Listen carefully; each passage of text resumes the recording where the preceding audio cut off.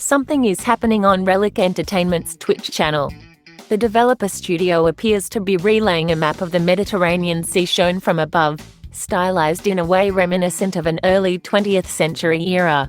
There's a franchise in the studio's history that could definitely have something to do with it. But just to be thorough, let's explore all the possibilities. First, let's take the most obvious ones out of the equation.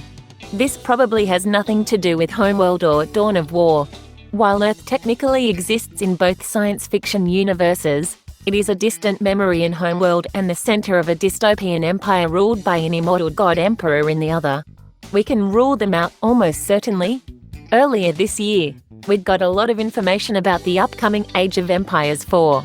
It has a historical basis, so there is some potential. But why focus on the Mediterranean, specifically? Of the playable factions of Age of Empires 4 at launch, only two, the Abbasid Empire and France, actually had any territory in the area where the broadcast seems to be set.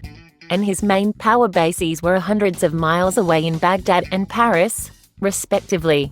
So unless they are announcing a campaign about the Muslim conquest of North Africa, it seems like a strange choice. That leaves a leading candidate.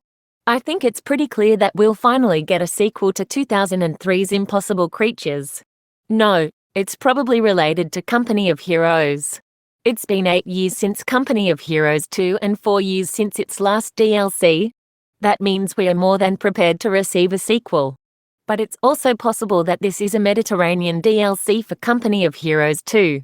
It would be strange to release new content for such an old game after so long. But stranger things have happened in the industry. Italian theatre from World War II has yet to be explored in the series, and strategy games in general tend to overlook it.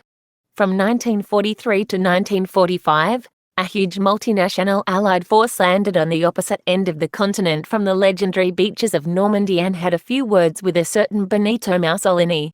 Rolling an armoured column through villas and vineyards would certainly be a nice change of pace from the gloomy winter hell that dominated Company of Heroes 2's main campaign and its excellent Ardennes Assault expansion. We will keep an eye out for the broadcast and report on the new details.